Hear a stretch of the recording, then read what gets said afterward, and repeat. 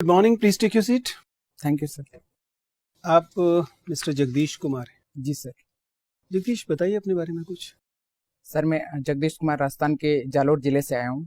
Sir मैंने अपनी स्कूली शिक्षा आलोक पब्लिक स्कूल भीनमाल से प्राप्त की है। ग्रेजुएशन जयनारायण व्यास यूनिवर्सिटी जोधपुर से बीए ऑनर्स में सर मैंने किया।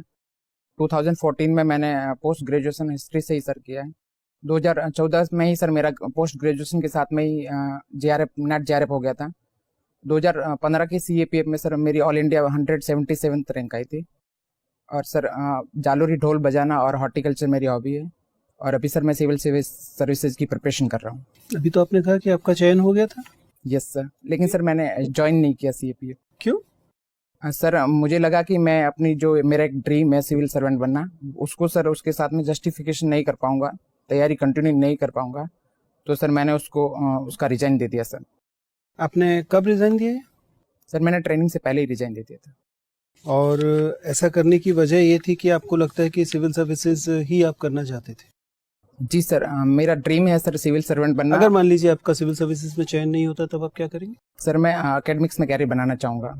एमफिल पीएचडी कर रहे हैं? सर पीएचडी मैंने भी ज्वाइन नहीं किया। एमफिल कर चुके हैं? सॉरी सर, नहीं किया मैंने ज्वाइन। आपने तो 2014 में एमए कर लिया था, एकेडमिक्स के लायक तो आप बचे नहीं। आप सर इस बीच में तो कोई रिसर्च पेपर वगैरह ना पढ़ रहे होंगे ना पब्लिश हो रहे होंगे। सर मेरा अभी प्राथमिक गोल है सर कि मैं सिविल सर्विस की प्रिपरेशन 100% के साथ में अपना एफर्ट लगाऊं। सर उसके बाद में भी अनफॉर्चुनेटली मेरा सिलेक्शन नहीं होता है, तो मैं सर एकेडमिक्स में अपना कैरियर बनाना चाहूँगा। चलिए, आप मूलतः राजस्थान से आते हैं? जी सर। जालौर से? जी सर। बताइए इस जिले के विषय में इसकी क्या प्रमुख विशेषताएं हैं और क्या समस्याएं हैं इस जिले की? सर जालोर राजस्थान के सदर्न वेस्टर्न पार्ट में एक अवस्थित जिला है। सर इसकी प्रमुख विशेषता है सर ये मछली के आकार का है।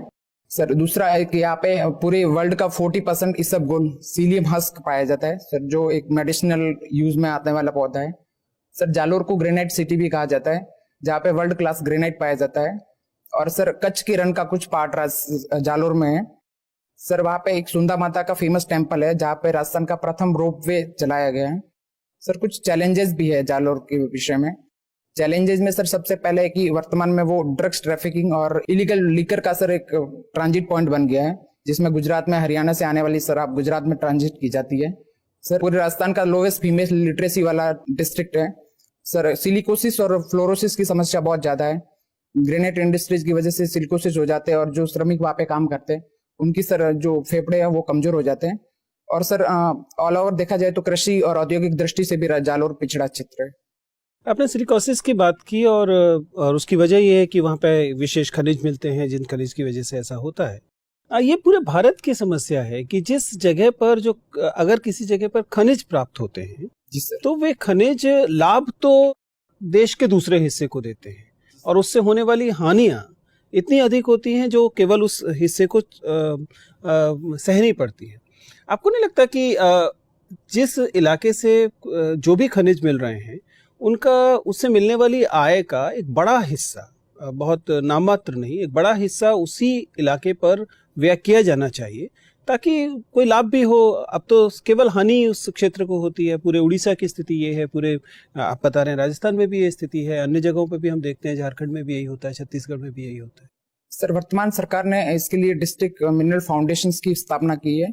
और सर इसके लिए जो परियोजनाएं चलाई जा रही है, जिस उत्खनन परियोजना है, उसके लिए सबसे पहले सर उनका सोशल इम्पैक्ट असेसमेंट किया जाना चाहिए और एनवायरमेंट इम्पैक्ट असेसमेंट किया जाना चाहिए। सर इसके अलावा जो छोटे छोटे जो अलाइड एक्टिविटीज है उस खनन की, उसमें सर लोकल लोगों को जॉब देना चाहिए और उनका स्किल डेवलपमेंट किया जाना चाहिए। साथ ही जो काम कर रहे हैं श्रमिक, उनके लिए सर लेटेस्ट टेक्नोलॉजी वाले मास्क प्रोवाइड किए जाने चाहिए और उन्हें हेल्थ फैसिलिटीज दी जानी चाहिए। रूटीन चेकअप उनका होना चाहिए और यदि सर कोई मेडिकल इमरजेंसी है तो उनको पूरी सहायता दी जानी चाहिए, जिससे सर उन वहाँ के लोगों का स्वास्थ्य और सामाजिक दशा में सुधार हो सके। Thank you. जगदीश जी, जब आपने सेंट्रल आर्म पुलिस फोर्सेस के लिए अप्लाई किया तो आपके सर्विस प्रेफरेंस क्या थे? सर मेरी सीआईएसएफ करा था मैंने, बीएसएफ सेकंड था, एसएसबी थर्ड था, आईटीबीपी सर फोर्थ था और मैंने सीआरपीएफ को लास्ट प्रेफरेंस दिया। तो आपने उस एग्जाम को एक ट्रायल एग्जाम के रूप में लिया क्योंकि फाइनली आप बनना चाहते थे सिविल सर्वेंट? यस। लेकिन आपको लगा कि यूपीएससी एग्जाम कंडक्ट करा रही है तो मुझे एक फर्स्ट हैंड एक्सपीरियंस मिल जाएगा कि किस तरह से एग्जाम दिया जाता है। आप सीरियस नहीं थे उस करियर को लेकर? जी बिल्कुल नहीं सर, ऐसा नहीं था सर। उस ड्यूरेशन में मेरे को सर एक जॉब की जरूरत थी और उससे उसी ड्यूरेशन में सर मेरा फर्स्ट इंटरव्यू हो गया था सिविल सर्विसेज का। तो सर मुझे लगा कि मैं यदि और बेहतर प्रयास कर सकता हूँ तो सर सिविल सर्वेंट बन सकता हूँ, क्योंकि सर ट्रेनिंग आने में 1 साल और डिले हो गया और इस ड्यूरेशन में मेरा सेकंड इंटरव्यू भी हो चुका था यूपीएससी का। मतलब उस पर्टिकुलर पॉइंट ऑफ टाइम पे आप फिकल माइंडेड एस्पिरेंट थे जिसको एक जॉब की रिक्वायरमेंट थी, फिर आप कन्विंस्ड हो गए कि मेरा सिविल सर्विसेज में भी हो जाएगा, बेहतर sir. ऑप्शन है आपके लिए। तो आप कैसे कंपेयर करते हैं सेंट्रल आर्म पुलिस फोर्सेस को और सिविल सर्विसेज को, कैसे कंपेयर करते हैं? वो इंफीरियर सर्विस है सिविल सर्विसेज की तुलना में, आप ये सजेस्ट कर रहे हैं? जी सर बिल्कुल नहीं, दोनों ही राष्ट्र निर्माण और सर राष्ट्र सेवा के लिए बहुत बेहतर प्लेटफॉर्म प्रोवाइड करवाते हैं। लेकिन सर सिविल सर्वेंट मुझे लगता है कि वो एक बेहतर प्लेटफॉर्म है और सर उससे ज्यादा वाइडर अपॉर्चुनिटीज वहां पे है। Sir people to people direct connectivities है, पॉलिसी मेकिंग और पॉलिसी इंप्लीमेंटेशन में सर सिविल सर्वेंट का बहुत इंपॉर्टेंट रोल होता है। और सर मुझे लगता है कि अल्टीमेट यदि मैं असिस्टेंट कमांडेंट बनता तब भी उसका डीजी सर नहीं बन पाता, यदि मुझे उसमें बहुत मेजर रिफॉर्म करने हैं। तो यदि मैं सिविल सर्विसेज के माध्यम से जाता और आईपीएस भी बन जाता तो भी सर उसका डीजी बनने के मुझे पूरे चांस मिलते। यहाँ तो 24 सर्विसेज जिसमें दो सर्विसेज आपकी ऑल इंडिया की है, कुछ सर्विसेज ग्रुप बी सर्विसेज भी है, और जरूरी नहीं है कि आपको आईएएस और आईपीएस ही मिले। अगर आपको इंडियन डिफेंस अकाउंट सर्विस मिलता है तो आप किस तरह के पॉलिसी रिफॉर्म्स कर पाएंगे? वहां भी पहुंचने में आपको बहुत समय लग जाएगा। सर मैं पूरी कोशिश करूंगा कि जो मेरा ड्रीम जॉब है, जो ऊपर की जो टॉप सर्विसेज है वो मिले। यदि सर उसके बावजूद भी नहीं मिलती है तब भी सर जिस भी फील्ड में मैं जाऊंगा, इंडियन डिफेंस अकाउंट सर्विस में जाऊं या इंडियन ऑडिट सर्विस में जाऊं, सर मैं अपना पूरा 100% देने की कोशिश करूंगा और जितना सर मेरे में पोटेंशियल है वो सर मैं उसको एक्सट्रीम यूज करना चाहूंगा। ठीक है जगदीश जी, ये बताइए जो भारतीय स्वतंत्रता संग्राम का जो डॉक्यूमेंटेड इतिहास है हमारे पास, जी सर। उसके बारे में कहा जाता है कि वो लिबरल पर्सपेक्टिव से लिखा गया है। आप मुझे बताइए अगर वो राइटिस्ट पर्सपेक्टिव से लिखा जाता तो किस फ्रीडम फाइटर को सेंटर स्टेज मिलता उस पर? आप समझ पा रहे हैं? Yes sir. सर मुझे लग रहा है कि यदि राइटिस्ट अप्रोच से लिखा जाता है यदि पूरा इतिहास, तो हो सकता था कि वीर सावरकर है, सुभाष चंद्र बोस है, सरदार पटेल है, उनको सर वेटेज मिलता, ज्यादा वेटेज मिलता है। आप अपने उत्तर से सजेस्ट कर रहे हैं कि जो अभी जो इतिहास है भारतीय राष्ट्रीय आंदोलन का, yes. वो मतलब प्रिजुडाइज्ड है, वो सही पिक्चर लोगों के सामने नहीं आई है, वो किसी पर्टिकुलर पर्सपेक्टिव से, और वो प्लेग्ड है कंप्लीटली। सर नहीं, मुझे सर लगता है कि ये बात नहीं है। इतिहास में सारी धाराओं का उचित प्रतिनिधित्व होना चाहिए और सर यदि इतिहास समग्र दृष्टिकोण से लिखा जाएगा तो सारे जो हमारे फ्रीडम फाइटर्स है या इतिहास की जो भी महत्वपूर्ण घटनाएं उनको सर सभी को उचित प्रतिनिधित्व मिलेगा। और चूंकि सर इतिहास में कहीं ना कहीं एक पर्टिकुलर विचारधारा है वो थोड़ी सी प्रभावी होती है, तो सर मुझे लगता है कि इसकी वजह से कुछ जो व्यक्तित्व होते हैं उन्हें ज्यादा महत्व मिल जाता है और कुछ व्यक्तित्व को सर अपेक्षाकृत उतना महत्व नहीं मिलता है जितना उन्हें मिलना चाहिए। अच्छा, आपने एमए भी किया है इतिहास में, तो एक प्रश्न मुझे बार बार परेशान करता है कि गांधी इरविन समझौता जब हुआ, महात्मा गांधी डोमिनेटिंग पोजीशन में थे और बेहतर तरीके से उसको नेगोशिएट कर सकते थे। मेरा प्रयास ये है कि भगत सिंह की रिहाई वो मांग सकते थे शायद। यस। कुछ लोगों का आरोप है और हम लोग भी शायद कन्विंस्ड है इतिहास को देख के कि उन्होंने भगत सिंह की पैरवी ही नहीं की और उस टर्म्स को नेगोशिएट ही नहीं किया जो कर सकते थे। आपको लगता है कि महात्मा गांधी, ये कहाँ तक सत्य है, और अगर सत्य है तो ये एक हिस्टोरिकल ब्लंडर नहीं किया महात्मा गांधी ने? सर गांधी जी अहिंसा की जो उनका सिद्धांत था उस पर सर अटल रहे और सर गांधी जी को लगता था कि यदि हम हिंसा के थ्रू किसी भी पक्ष को बार्गेनिंग करने की कोशिश करेंगे या हिंसक जो गतिविधियों में इन्वॉल्व है उनको छोड़ देंगे तो हो सकता है कि आगे हमारा नेशनल मूवमेंट वायलेंट हो जाए और उससे एक इनडायरेक्टली मैसेज जाए कि गांधी जी यदि वायलेंट एक्टिविटीज में इन्वॉल्व है तो उनको भी आपको रिहाई करवा सकते हैं। तो सर मुझे लगता है कि तत्कालीन परिस्थितियों को देखते हुए गांधी जी ने सर जो गांधी इरविन समझौता हुआ वो ठीक होता। लेकिन सर इसमें यदि भगत सिंह को फांसी की जगह उनकी रिहाई भी, उनको सर फांसी की जगह उम्र कैद हो जाती तो और बेहतर होता, क्योंकि सर एक बहुत यंग एज में ही भगत सिंह फांसी पे शहीद हो गए और यदि सर वो उनके विचार हमें दीर्घ जीवी होते तो उनके विचार और हमें मिलते। अच्छा ये बताइए, महात्मा गांधी के ऊपर 124A सेडिशन के चार्जेस कितनी बार लगाए गए और कौन कौन से आंदोलन में लगाए गए? सॉरी सर, इसका मुझे आइडिया नहीं। सर जगदीश, जयनारायण व्यास कौन थे?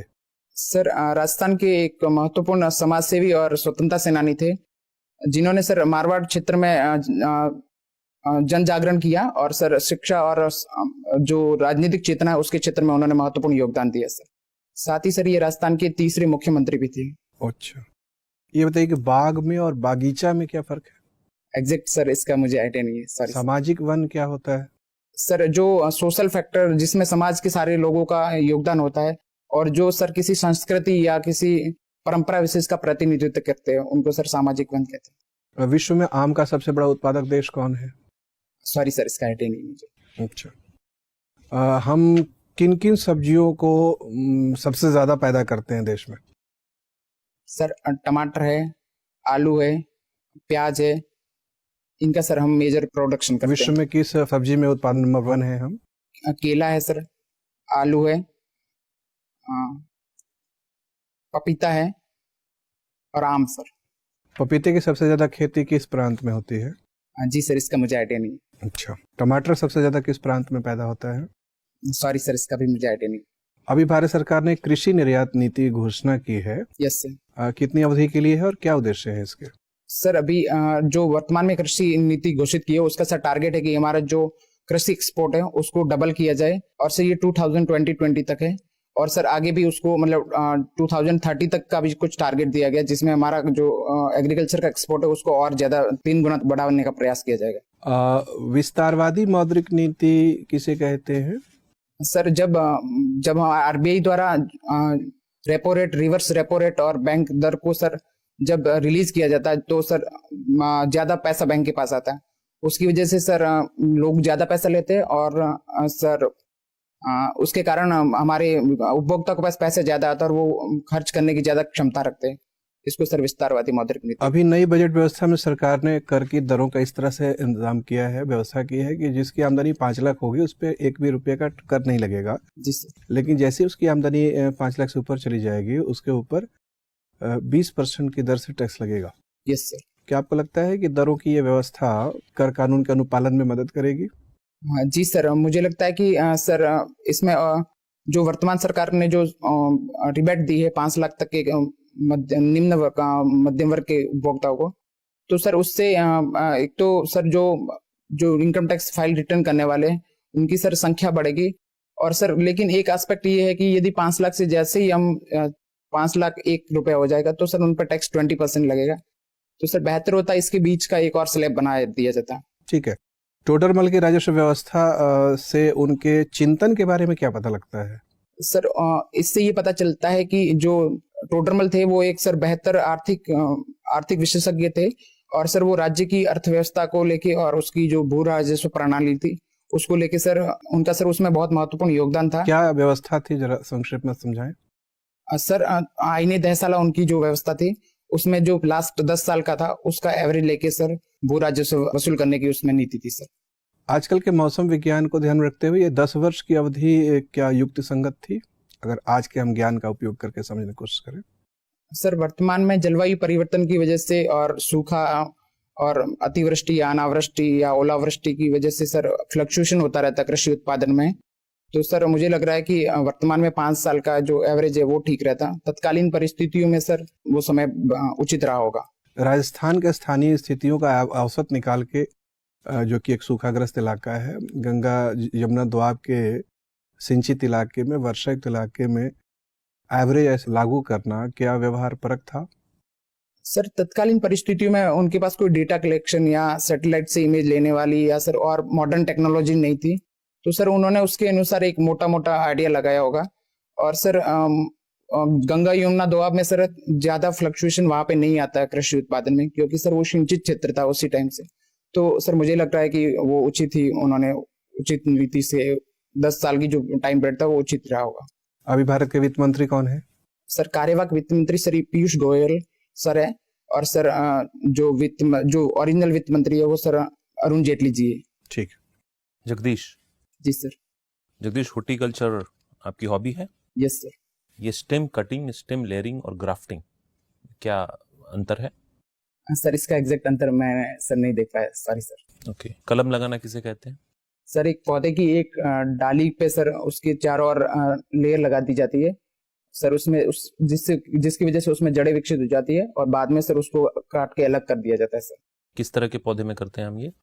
सर बेसिकली जो फलदार पौधे जैसे नींबू का है, सेब का है, इसमें सर करते हैं। ओके। खाद्य जीएम क्रॉप यस सर। के बारे में आपका क्या कहना है? भारत में अपना लेना चाहिए इसे? सर इस पे एक व्यापक सहमति बनाने से पहले किसान जो हितधारक समूह है, किसान है, वैज्ञानिक है, सामाजिक चिंतक है, राजनीतिक विशेषज्ञ है, उनको सर इसमें शामिल करके सर्वसहमति बनानी चाहिए। एक सर निष्पक्ष कमेटी होनी चाहिए जो कौन सी इसके कमेटी है अभी इसके लिए? किस कमेटी के द्वारा इसका अनुपालन किया जाता है? जेनेटिक इंजीनियरिंग अप्रूवल कमेटी से, किस मिनिस्ट्री के अंतर्गत है ये? पर्यावरण मंत्रालय के अंतर्गत। ओके। भारत में कोई जीएम क्रॉप उगा रहे हैं हम यस अभी? सर। बताइए कौन सा? जीएम कपास सर उगाते हैं। कुछ दिन पहले जीएम मस्टर्ड, जीएम सरसों भी चर्चे में था। Yes sir. उसकी क्या स्थिति है? सर उस पर सुप्रीम कोर्ट ने बैन लगा दिया है। और सर चूंकि सरसों खाद्य तेल के रूप में यूज होता है, तो उसके जो तथाकथित जो दुष्परिणाम है उनको लेके सर विशेषज्ञों में आम राय नहीं बन पा रही है। और कुछ सामाजिक संगठनों ने सर आरटीआई लगा दी थी, इसकी वजह से सर उस पर बैन लगा दिया है। और मुझे लगता है कि सर यदि उसके जो तथाकथित नेगेटिव एस्पेक्ट है उसको प्रॉपर एड्रेस किया जाए तो सर जीएम सरसों हमारी खाद्य सुरक्षा के लिए बेहतर होगा। ओके। कहाँ बनाया गया था जीएम सरसों को? सर दिल्ली यूनिवर्सिटी में। दिल्ली यूनिवर्सिटी। राजस्थान की एक समस्या है मरुस्थलीकरण। Yes sir. उसको रोकने के क्या प्रयास किए जाते हैं? सर मरुस्थलीकरण एक सतत आगे बढ़ने वाली प्रक्रिया है। उसके लिए सर हमें जो चारागाह विकसित कर देना चाहिए जिससे रेत स्ट्रांग हो जाए। सर एक ग्रीन बेल्ट बना दिया जाना चाहिए। कृषि और सिंचाई क्षेत्र का विकास किया जाना चाहिए। सर अनियंत्रित जो पशुपालन और चराई है उसको प्रतिबंधित किया जाना चाहिए। तो हॉर्टिकल्चर से एक खास किस्म के पेड़ पौधे का भी इस्तेमाल किया जा रहा है, डेजर्टिफिकेशन जहां हो रहे हैं यस सर। उस जगह पे पता है कौन सा पेड़ इस्तेमाल कर रहे हैं? सर खिजड़ी और रोहिड़ा इसके लिए यूजफुल होता है। और एक सेवन घास आती है, वो उससे सर वो बहुत फैल जाती है, तो इसकी वजह से मिट्टी को पकड़ में रखती है और उसका विस्तार नहीं होता। चलिए एक स्थिति लेते हैं। मान लीजिए कि आप एक आईएएस ऑफिसर हैं यस सर। और आपके अधीनस्थ कुछ कर्मचारी हैं। 2 लोग हैं जिनके साथ आपको काम करना है। 2 दिनों का ही काम है, बहुत इंपॉर्टेंट है। उसमें से एक अधिकारी ईमानदार है लेकिन कार्यदक्षता बहुत अच्छी नहीं है। दूसरा अधिकारी ईमानदार तो नहीं है लेकिन बहुत कार्यकुशल है। शॉर्ट टर्म काम है, 2 दिनों के ही काम है, तो किसको चुनेंगे आप? सर मैं ईमानदार व्यक्ति को सुनना पसंद करूंगा। लेकिन कार्यदक्षता तो है नहीं, वो तो 2 दिन में काम पूरा ही नहीं कर पाएगा। सर मैं भी उस कार्य में पूरी तरह से इन्वॉल्व हो जाऊंगा और ओवर टाइम काम करना पसंद करूंगा। और सर मैं अपने उच्चस्थ अधिकारियों को कहूंगा कि सर इसमें आप मुझे एक 2 दिन की एक्स्ट्रा रिलीफ दे दे तो और बेहतर होगा। क्योंकि सर ईमानदारी बहुत, प्रशासन में ईमानदारी बहुत अपना इम्पोर्टेंट रखती है और सर इसका एक दीर्घकालिक इम्पैक्ट पड़ेगा। जेट्रोपा या रतनजोत की खेती होती है राजस्थान में? Yes sir. किस स्तर पे की जाती है और क्या उसके कारण है? सर भीलवाड़ा, बीकानेर, गंगानगर उस एरिया में इसकी सर मेजर खेती होती है जो शुष्क और पथरीला मरुस्थलीय एरिया है। सर इसका बायोडीजल बनाया जाता है। बायोडीजल बना रहे हैं हम, ये यूज कर रहे हैं भारत में? Yes sir. कहाँ पे, कहीं आपने देखा बायोडीजल बिकते हुए? सर मैंने देखा नहीं लेकिन सर यूज होता है, ये मुझे थोड़ा आइडिया है सर। अच्छा। और बायो इथेनॉल कैसे बनाते हैं? सर गन्ना, मैं श्योर नहीं हूँ सर, यदि आप कहे तो गैस कर सकते। हाँ बताइए। सर गन्ना की बाद में बची हुई जो अवशेष होते हैं उससे सर बायोइथेनॉल बनाया जाता है। एक टर्म आया था बायो टॉयलेट। यस। वो बायो टॉयलेट क्या है? सर जो ये सर बेसिकली रेलवे का कंसेप्ट है जिसमें सर टॉयलेट्स में कुछ ऐसे बैक्टीरिया छोड़े जाते हैं जो मानव मल होता है उसको सर उसमें कंज्यूम कर देते हैं बिना हानिकारक पदार्थों में। और किस उद्देश्य से इसको लगाया गया है? स्वच्छता सर, स्वच्छता की पटरियों पर से गंदगी ना फैले और जो हमारा स्वच्छ भारत मिशन है वो सक्सेसफुल हो सके। ठीक। जगदीश, फरवरी में ही ईरान के इस्लामिक रेवोल्यूशन के 40 साल पूरे होते हैं। जी मैम। क्या वजह थी ये रेवोल्यूशन होने का ईरान में? मैम जो ईरान में रेवोल्यूशन हुआ उसका मुख्य कारण ये था कि जो उदारवादी गणतंत्र व्यवस्था थी, मोहम्मद रजा शाह पहलवी के नेतृत्व में उन्होंने उदारवादी जो कंसेप्ट अपनाए थे। कुछ लोगों जो रेडिकल इस्लामिक्स थे उन्होंने उसका प्रतिकार किया और उन्होंने उनको पाश्चात्य देशों का पिट ठोका।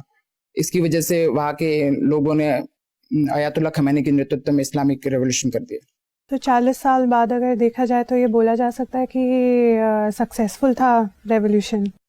जी मैम, वर्तमान की जो ईरान की परिस्थितियां है वो पूरे विश्व से अलग थलग लगातार पड़ता जा रहा है। जो उसकी ईरान डील है हम्म, पांच राष्ट्रों के साथ में, तो उसकी वजह से कहा जा सकता है कि वो रेवोल्यूशन सक्सेसफुल नहीं रहा।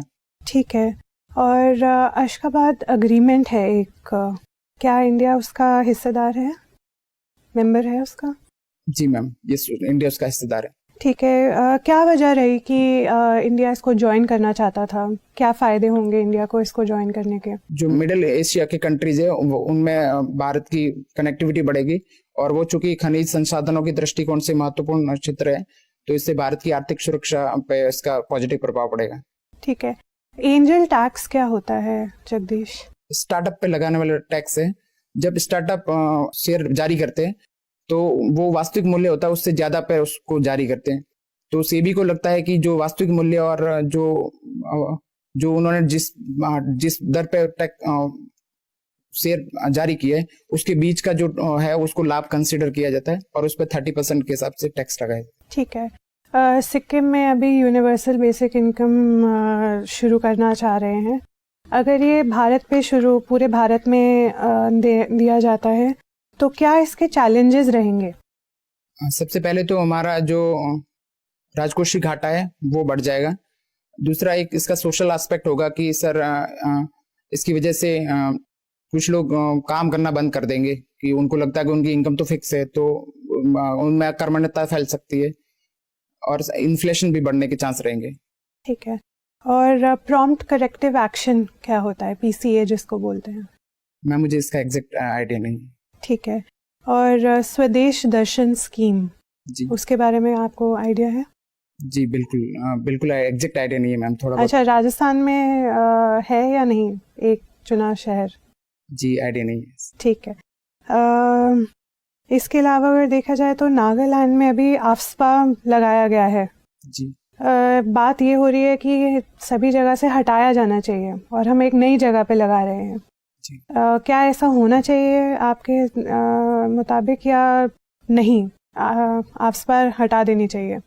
मैम, आफ्सपा हटाने से पहले आर्मी और वहाँ की जो पैरामिलिट्री फोर्स है उनसे कंसल्ट करना चाहिए, और यदि कोई परिस्थिति ऐसी है कि जो हमारी आंतरिक सुरक्षा पर थ्रेट उत्पन्न हो सकती है तो आफ्सपा को यथास्थिति बनाए रखी जानी चाहिए। और यदि हटाने से पहले वहाँ पे शांति व्यवस्था है तो हमें उसे क्रमिक रूप से हटाना चाहिए, न कि एकदम उसको हटा दिया जाना चाहिए। ठीक है। और इजराइल और यूएस ने अभी हाल ही में यूनेस्को को छोड़ा है, क्यों, किस वजह से? मैम, यूनेस्को में फिलिस्तीन को पर्यवेक्षक राष्ट्र का दर्जा दिया गया था, इसलिए उन्होंने उसको छोड़ दिया। इंडिया की क्या पॉलिसी है इजराइल और पैलेस्तीन की तरफ? द्विराष्ट्र सिद्धांत पे भारत का स्टैंड है, और भारत चाहता है कि शांतिपूर्ण सौहार्दपूर्ण तरीके से दोनों राष्ट्र बन जाए तो वो पूरे विश्व के लिए बेहतर होगा। अच्छा। और अभी लद्दाख को डिविजनल स्टेटस दिया गया है, जी क्यों दिया गया है? मैम, लद्दाख रिमोट एरिया में है और उनको जम्मू या कश्मीर डिवीजन में आने में बहुत टाइम लगता है, तो वहाँ के लोगों का सामाजिक, आर्थिक और राजनीतिक विकास हो सके इसलिए लद्दाख को एक थर्ड डिवीजन का दर्जा दिया गया है।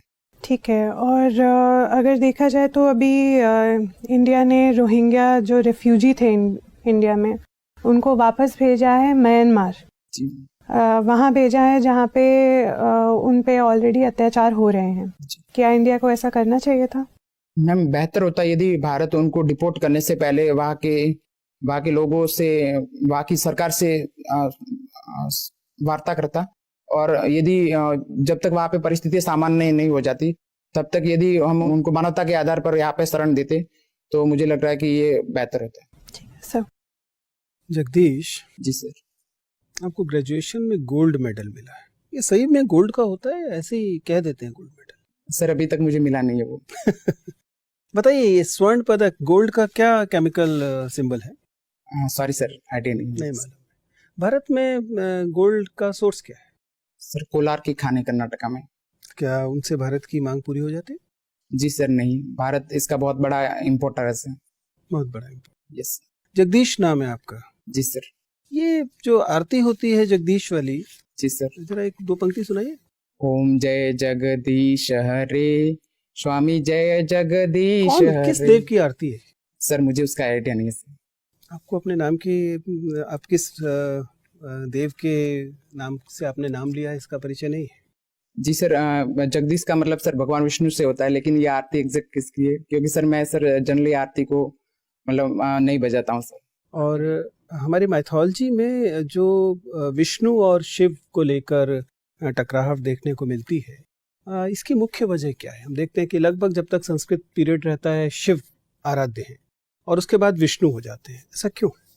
सर भगवान विष्णु को हमारे जो सृष्टि है उसका उद्भवकारी माना गया है, और भगवान विष्णु को, भगवान शिव को सर उनका संहारक माना। लेकिन लगभग सारे संस्कृत साहित्य में तो इंद्र देवता हैं, जिस फिर ये विष्णु अचानक कैसे टपक पड़ते हैं? सर ये उत्तर वैदिक काल में सर जो देवता था उनका भी कंसेप्ट सर चेंज हुआ, और उससे पहले इंद्र महान थे, उसके बाद में उत्तर वैदिक काल में सर भगवान विष्णु महान हो गए, जिन्हें प्रजापति कहा गया। ऐसा क्यों हुआ होगा आपके अनुसार? सर तत्कालीन सामाजिक राजनीतिक परिस्थिति ऐसी थी कि उनको सर जो पहले समतामूलक समाज रहा था, उसके बाद उत्तर वैदिक काल में राजनीतिक विभाजन हो गया और उन्हें किसी एक भगवान को सर्वश्रेष्ठ बना। आपका क्या अनुमान है? फिर इस क्रम में आगे चलेंगे तो अगला कौन सा देवता होगा जो प्राथमिकता पाएगा और अब जो देवता है वो पार्श्व में चला जाएगा? सर मुझे लग रहा है भगवान शिव फिर से वापस आएंगे। Yes sir. ठीक है जगदीश, आपसे बात करके अच्छा लगा, आप जा सकते। Thank you sir. Thank you ma'am.